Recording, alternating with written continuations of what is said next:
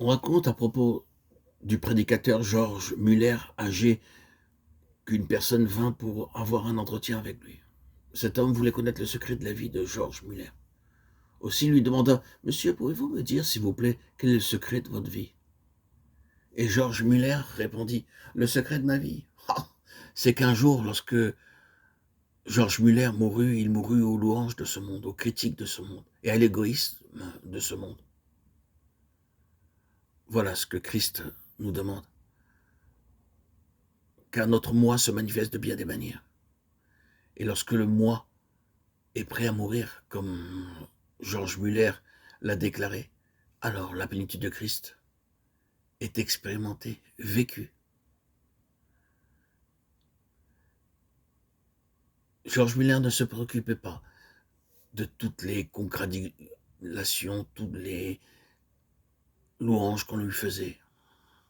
Toutes les critiques de ce monde ne l'intéressaient pas. L'histoire qui suit fut racontée par des missionnaires qui allèrent en Afrique. La première équipe de missionnaires alla avec l'évangile, mais elle fut tuée. Puis de nouveaux missionnaires s'embarquèrent. Les voyant, le capitaine de navire demanda: Connaissez-vous les premières équipes de missionnaires qui vinrent là et fut tuée?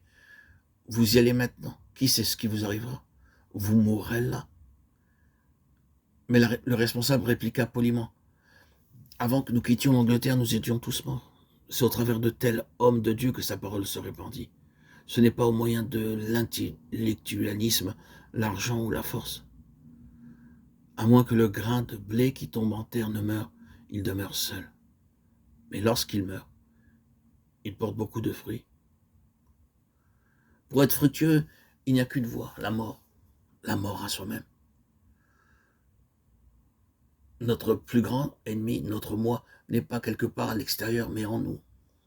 Nous ne pourrons jamais connaître la plénitude de Christ, à moins que nous mourions à nous-mêmes.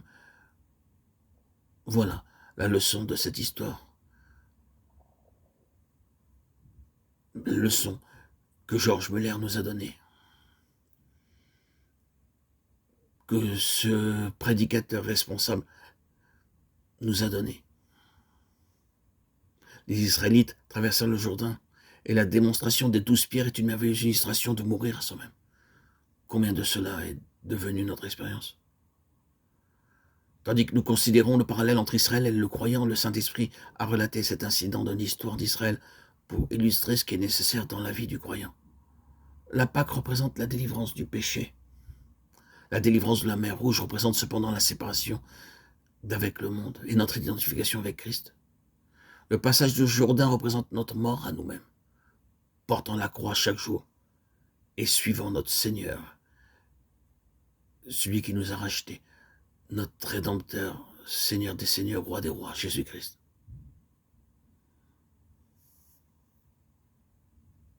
Réalisez donc que vous avez été rachetés du jugement et que vous êtes séparés du monde. Cessez de vivre pour vous-même, d'être porté vers ce monde.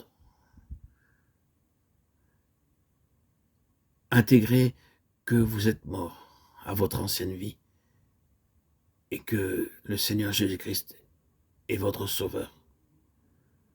Ne soyez plus centrés sur vous-même, mais sur lui seul, Dieu, Christ. Que votre vie soit en Christ, quotidiennement, journellement, dans toutes vos actions, dans toutes vos œuvres. Et agissez par lui, avec lui et en lui.